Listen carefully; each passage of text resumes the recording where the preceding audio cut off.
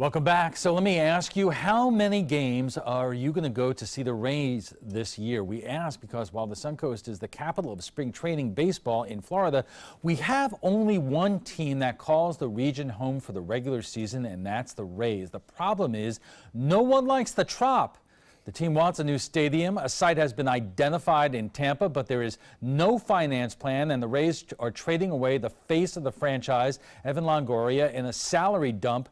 Isn't it going to how is that going to fill the seats in the year where you need to make the case that the Rays need a new stadium? And joining us for more is Evan Bush, host at HNL3.com, ABC 7 reporter Dwayne Lindo, and joining us by Skype is Tyler Bradley of Sports Talk Florida. So Tyler, let me start with you in terms of what are folks saying up there in terms of the departure of Evan Longoria while the Rays are trying to get momentum going in terms of that new stadium?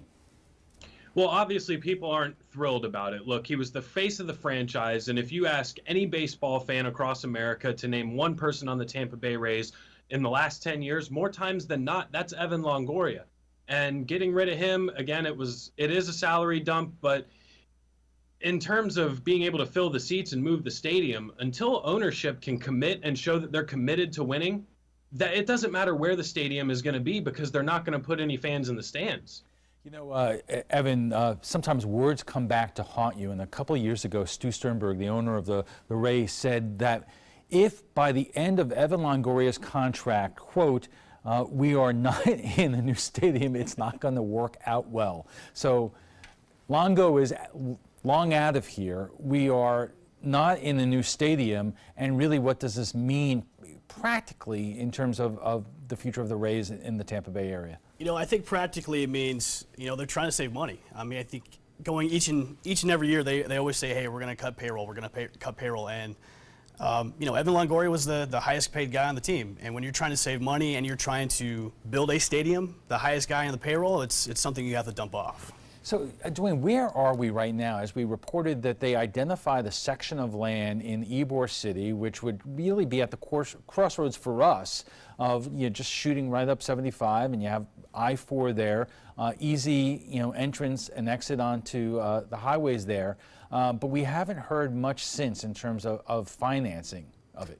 Well, look, the Hillsborough County Commission, they still have to discuss and try to figure out, are they going to approve this? The team still has to raise the money. Where's the money going to come from is the first thing. So money has to be there. Also, the Rays at this point, they don't have an identity. It seems like they're still trying to find an identity because, again, they're competing with a lot of the storied franchises, the New York Yankees, the Boston Red Sox. But at this point, nothing's set in stone in terms of the stadium. Evan, we've heard that the Rays are willing to put up a little bit more than $100 million for construction of the stadium, a stadium which would really kind of, cost close to $1 billion if you're talking about a roof over the stadium, which really is a necessity around here, at a time when we have had legislators on this show saying the days of public financing for a stadium is over. Yeah, $160 million, which is what Sternberg said he was willing to propose for the new stadium. I think if you're an owner of a team, and Tyler hit it right on the nail on the head, if you're going to commit long-term to this team, $150 million is just a smidge of what you should really commit as an owner to this team to bring a new stadium to the Tampa Bay area. So I think $200 million, $300 million needs to be ponied up for the new stadium if you're really going to commit to a long-term deal with this team. Tyler, is there a lot of pushback in Hillsborough County and Pinellas right now? And mind you that Pinellas still thinks that it has a chance to retain the Rays right where they are.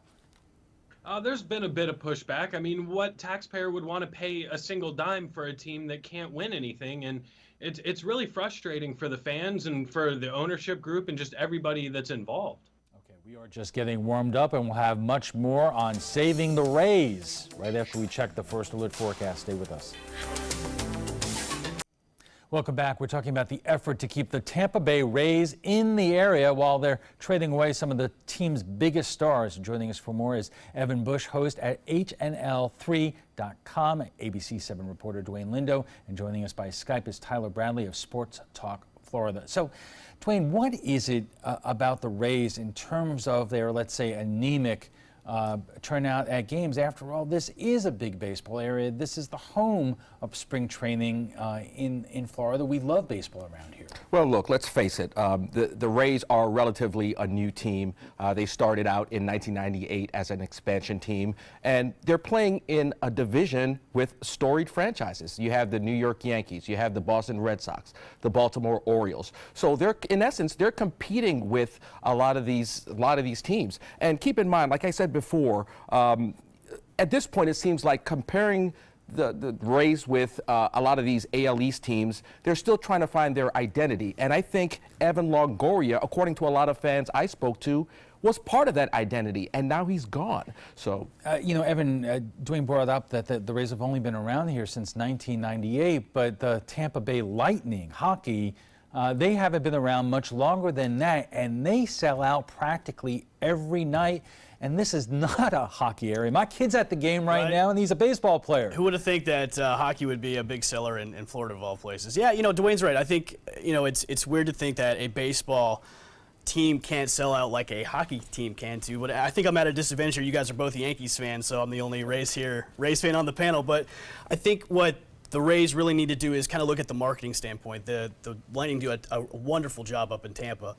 Going over the bridge, if you go over the Howard Franklin, you don't see a lot of Rays banners. You don't see a lot of Rays posters anywhere. You mostly see Bucks and Lightning, and I think it has to do with marketing the team correctly. I mean, they do it well down here in the Bradenton, Sarasota area, but when you go over that Howard Franklin bridge, it's Bucks, Lightning. I think that's something they would need to address if you're trying to bring in fans. Tyler, that's such an obvious question. Why aren't the Rays doing more in terms of their marketing? I mean, they are out there. They are sponsoring things. I know that they're involved with, for instance, in the Tampa Bay area, Buddy Baseball, which is a great program for kids who are disabled in terms of helping them play. But they do not get the kind of marketing that the Lightning get. And as a result, the Lightning are a thing in our area right now. Without a doubt. And as much as it could be the marketing as well, people and sports fans love to see winners. And until they can prove that they're committed to winning and they're going to spend money on players to show that they want to win, attendance will be an issue. Well, you know, are you saying that the strategy that the Rays are employing today is simply no longer working anymore? I mean, a couple of years ago, I mean, their salary structure is what it is, but they were really savvy in terms of bringing players up and key free agent signings, and as a result, we got a World Series not all that long ago. What went wrong? Well, you know, Alan, I think they're trying to really recreate that. If you look at their farm system, they don't have a bad farm system by any means. They're going to rely on pitching and defense, as Rock Riley mentioned in the package before, that hitting is not going to be one of the priorities for this team, and they're going to rely on the young talent. And they have guys in the minor leagues, and let's not forget the Durham Bulls won the 2017 AAA National Championship, and they have some pretty good pitching on that staff in terms of Brent Honeywell, Ryan Yarbrough, Yanni Chirinos. So they have guys that are going to be up and coming. And to me, it just seems like that's what they're trying to recreate is we're a small market team. We have to go with younger, cheaper talent and pray that it all comes out and works together. Evan, at a time when you are trying to find the money in order to make this stadium deal realize, is this just a bad strategy at a bad time? You know, I don't think it's a bad strategy at a bad time. You're looking at a team that's, you know, as Dwayne said, they're trying to find an identity. You know, the Rays have tried to bring in the big, you know, the name players that have big contracts. They have to start from back to basics like they did in the 08 run. They have to rebuild their farm system, which they are doing. They have guys like Jake Bowers and Willie Adames that are probably going to be coming up this season. So going back to basics, which they did in the past, I think will kind of bring this team full circle than trying to be that heavy-hitting team which they were trying to do the past couple of years. So Dwayne, what do folks around here tell you in terms of what their plans are for the upcoming season? And a lot of people around here, in the past, they have gone to a lot of games over the course of the season, sometimes maybe one or two. And it's so interesting when you compare it to spring training around here and the excitement about the Orioles and the Pirates, and now the Braves coming in. You got the Twins and the Red Sox, the Yankees, and onward and onward.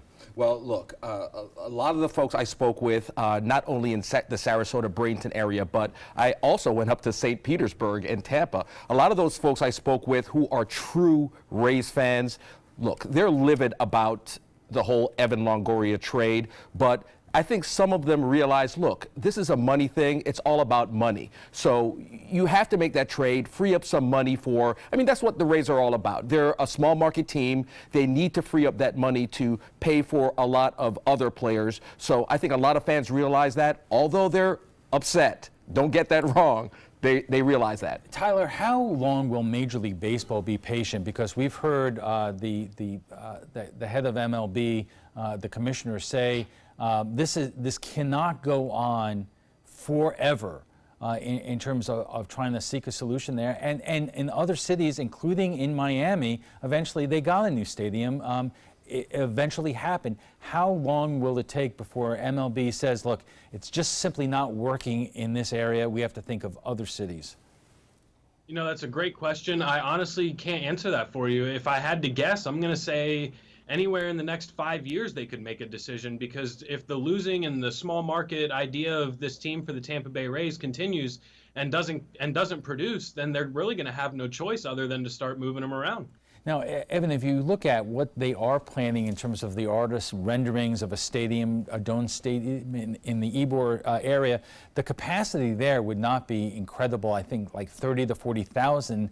And so if you don't have ticket sales like that, how do you, I mean, I know you're not going to compete with the Yankees and the Red Sox or Toronto, but how do you start making revenues increase? I think what they need to do, instead of trying to go towards the 35,000, 45,000 seat stadium, scale it back. Go to 25,000, because you're going to get a sellout crowd if you go to that maximum seating capacity. Instead of trying to compete with the big dogs, kind of bring it down a little bit, because then you're going to have people that are going to come. The stadium's going to get full, and then you're going to bring revenue in. That is a perfect spot to put a stadium, because you're right in the heart of Channelside. You can get traffic from I-4, from Orlando and Lakeland, and you're still going to get people from the south that are going to take 75 over to the Leroy Selmans and right over the Channelside into that stadium. Tyler, do you know where the funding issue stands? I know this was being kicked around by the county commissioners. There were some recriminations up there in terms of commissioners who were kind of going along without telling their colleagues what was going on. Yeah, to be honest, I have no clue where the funding issue stands at this point, but it's going to be interesting to see moving forward. And Dwayne, as we said, that spring training is about a month away, and the Rays, they're just down the road in Port Charlotte around here, and once again they're going to be coming back to town with a lot of expectations, which are really, they don't seem to be shooting for winning a division this year. Well, look, the reason why the Rays are down in Charlotte County, because they want to kind of encompass all of Southwest Florida. So you want to get that fan base. I mean, they're thinking long term, okay? They're thinking long term, trying to get everyone from Hillsborough County all the way down to Collier County to, over generations, jump on that Rays bandwagon. So again, the reason why they've gone down to Charlotte County and the reason why they're playing in Charlotte County. But on the other hand, if they put a stadium up there, you could potentially open up a new market if you're getting people coming in from Lakeland or Orlando. Yeah, you definitely could. I mean, of course you're going to lose people from, further south like Venice and Port Charlotte, but, the fans, they do go to the spring training games. I've been to so many games at Charlotte Stadium where it's packed and sold out, and it's mostly Rays fans. So, you're going to lose some of those people because the travel is going to be a little bit long, but you're also going to open up a bigger market by expanding to the East Coast. Okay, we have to take a quick break, and we'll be back for final thoughts in a moment. And our guest joining us right now for final thoughts. And Tyler, I'll start with you, and let me put it to you this way. A year from now, are we going to be having the same discussion about the problem and not much happening? I have a feeling that, yes, we will be having the same conversation. This team is not built to win quite yet. They're trying to get back to their winning ways of 2008 by building through the farm system. So it's going to take a little bit of patience, but yes, this is still going to be a topic that we're going to be talking about next year. Brad, how long is our area going to be patient in terms of rebuilding this team while still supporting it to enough to keep it viable? I disagree with Tyler. I don't think we'll be having this conversation a year from now. I think what they have with young talent that's going to be brought up and the moves they're going to make, they still have moves to be made in the offseason. I think this team is actually going to compete well. I think a lot of fans, a lot of Rays fans that were really upset about the Evan Longoria trade need to maybe move on and support your team. You should expect this from this team, because this is what they do. This is what they do. They raise really good players, and then they trade them away, and then they get a lot back. I think the Evan Longoria trade to the Giants is still up in the air because you don't know really what these players that you got are going to do in the long run. So I think support your team, move on from that Longoria thing because it's done and it's over with. You know, Dwayne, a lot of us around here are Yankee fans, Red Sox fans, so forth, but are they doing a good job in terms of, especially with the kids, in terms of building a fan base of young Rays fans that will come out to see the games in the future? Yeah, I think they are doing a fairly good job. Obviously, like we mentioned before, you have the stadium, the Crabs down in Port Charlotte, but I think the key thing is here, what we discussed is the marketing issue. But in terms of trying to build a fan base, look, it's just going to take generations to do that. You know, I do know that the Rays are spending less money on marketing on the Suncoast than they used to. And that may be something. Why don't we call Stu Sternberg and have a little conversation? I think we should. All right, gentlemen, thank you very much. FYI, you can watch past discussions on demand. They're available on Apple TV, Amazon Fire, and Roku. And for the latest on local breaking news, don't forget to download the updated version of our app. If your current app doesn't work, that's because it is expired. Just go to the App Store and re-download it by searching for WWSB or My Suncoast. And we want to thank all our guests for being here tonight. Evan Bush is the host at HNL3.com. ABC 7 reporter Dwayne Lindo. And joining us by Skype is Tyler Bradley of Sports Talk Florida.